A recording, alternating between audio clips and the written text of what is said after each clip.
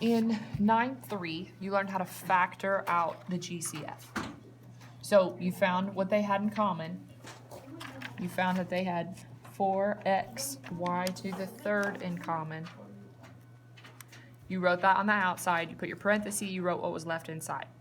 The meaning of the word factor means to split it into parts. This was the first way you learned how to do that.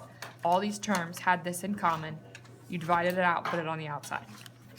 In 9.4, you learned how to factor, again, but a different way. You learned how to factor these expressions into two sets of parentheses. Again, though, splitting it up in two parts, into factors. You had to use a box to do these, though, because these don't have anything in common.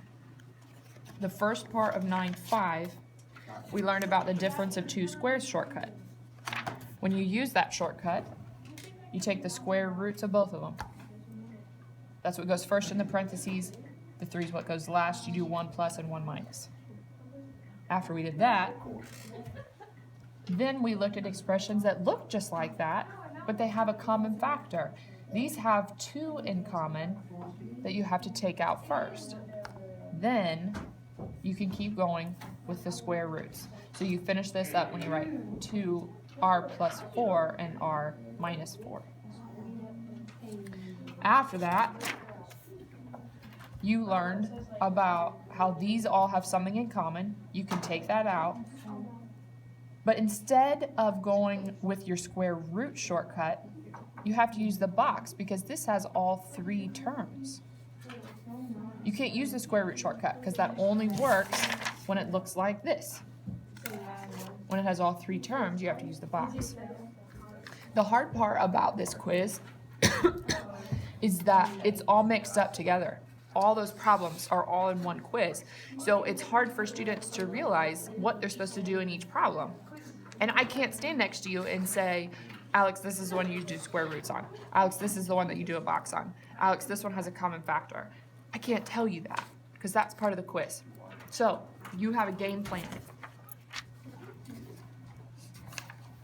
The first thing that you're going to do in every single problem is look for a GCF. I say to look for a GCF because sometimes they don't have one. The first problems that you did, like this one, they didn't have anything in common. We didn't need to divide anything out to start with. We went straight into the square root shortcut, split it up into parentheses. A lot of them do, though, have something in common. You need to take something out first and then proceed. That's always going to be your first step. Look to see if it has a GCF. Step 2.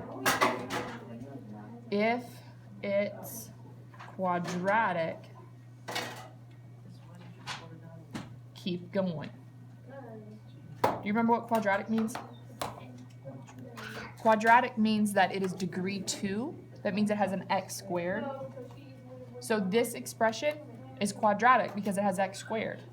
This is not quadratic, that's x to the 5th. This is cubic, it's x to the 3rd. This is quadratic, this is quadratic. As an Algebra 1 student, you only know how to keep going if it's quadratic. The other ones, we're not worried about till Algebra 2. When you keep going, you have 2 methods for that. The first way you know if it looks like this is to do your square roots. That's only when there's only 2 terms and when they're being subtracted. That's when you do your square root shortcut, you write 1 plus and 1 minus.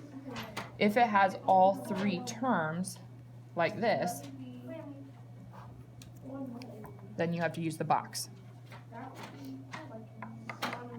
Either way, when you're done, you need to make sure that you have all of your parts back together for your answer. So you need to make sure your sister's in the front. Don't leave her at the mall. And then if you have 2 sets of parentheses, you need to keep those there also. You have all those parts all together.